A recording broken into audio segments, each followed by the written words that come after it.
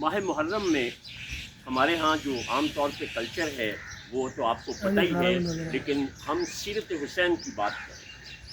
सीरत हुसैन जो है कि आपकी आदात व अतवार क्या थे, बचपन से बचपन में जो हम ले जाते हैं तो हमको पता ही नहीं कि आप चीज़ क्या थी, अल्लाह ने आपको क्या कुछ दिया था। तो आज हम बात करेंगे कि आमिल हदीस, शनासाए हदीस, हदीस को मानने वाला, हदीस को समझने वाला और उसकी रूह की इंतहा पे पहुंच जाने वाला, वो जनाब हुसैन। कैसे? आप देखिए, एक दफ़ा क्या होता है, बहन भाइयों में, दोस्तों में किसी बात पे कोई इख्तलाफ राय पैदा हो जाता है, तो इसी तरह से दोनों भाइयों में किसी बात पर राय में फ़र्क आ गया, तो कुछ लोगों ने जनाब इमाम हुसैन से कहा कि आप एक बड़े भाई हैं, इज़्ज़त की जगह पर हैं, तो आपको उनके पास जाना चाहिए ताकि आप जाके उनसे मिलें, वो आपसे मिल लेंगे और आपके दरमियान जो राय का इख्तलाफ आया है वो ख़त्म हो जाएगा। अब उनका जवाब सुनिए, वो आप कहते नहीं, हसन भाई मेरे पास आएंगे और वो मुझे मनाएंगे। बहरहाल वो कहने वाला जो था वो खामोश हो गया। इमाम हसन तक जब ये बात पहुंचती है तो वो मेरे और आप जैसे भाई नहीं है कि मरण जीन आज तो बाद बच्चा खेलने के लिए उसके बच्चे के पास गया तो ऐसे अपने बच्चे ना की करने उन ऐहो जी दो लाने सारी उम्र नहीं चलती। बहुत गौर से दोबारा सुनिए कि दोनों भाइयों में इख्तलाफ आया। किसी ने हज़रत इमाम हुसैन से कहा कि वो आपके बड़े भाई हैं, इज़्ज़त की जगह पर हैं, तो आप जाएं और सुलह में पहल करें, क्योंकि ये मनसब का, एहतराम का तकाजा है। तो आपने कहा नहीं, वो मेरे पास आएंगे तो मैं सुलह करूँगा। जब उन तक बात पहुँचती है तो वो भी नवासा रसूल है, उनकी तरबियत भी उसी नबी के हाथों हुई है, उनकी माँ भी वही है, उनके वालिद भी वही हैं जो उनके हैं, तो वसीउल कल्ब हैं। आ गए, भाई से मिले, बहुत ज़्यादा एहतराम से मोहब्बत का इजहार हुआ।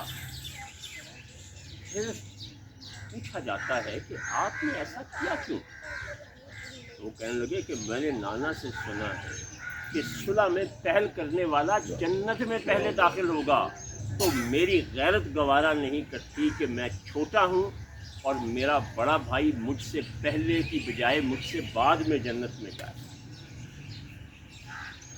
इस बात से अंदाज़ा कीजिए कि हदीस रसूल का आमिल जो है, आमिल कामिल भी अगर मैं कह लूँ तो मेरा ख्याल है कि ये शायद कोई गलत बात नहीं होगी कि हदीस को समझना, उस पे अमल के लिए किस इंतहा तक जाना और उस इंतहा तक जाते हुए कितना मजबूत दलाइल का हामिल होना। आम सुनने वाला इससे कुछ भी कह सकता है, लेकिन बात की वजाहत उस वक़्त हो गई जब ये पता चला कि इसके पीछे हकीकत क्या थी। आज बड़े दुख की बात है, एक सवाल कभी किसी भाई से कीजिएगा जो हमारे यहाँ से, पहले तो अपने आप से कीजिएगा, करबला में कितने काफ़िले में लोग थे? 72 शहीद हो गए सारे। उन 72 के नाम किसी को आते हैं? आपको नहीं आते, उनको भी नहीं आते। उनमें कौन कौन था, उनके नाम क्या थे? उसमें अबू बकर भी थे, उसमें उमर भी, और इंतहाई करीब के रिश्ते भी थे।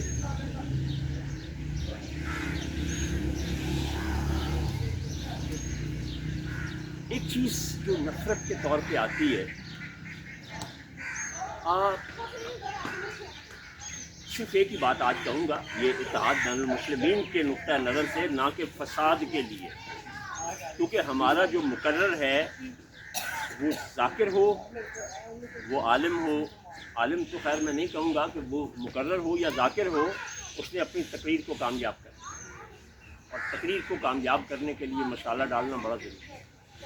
اور یہ بات مجھے ایک بہت بڑے شیعہ عالم نے، کیونکہ میں نے جب ایران جانا تھا پاکستان کی نمائندگی کے حوالے سے، تو میں نے ان سے کچھ چیزیں پوچھی، تو انہوں نے جو بڑی اہم بات بتائی وہ یہی جملہ تھا۔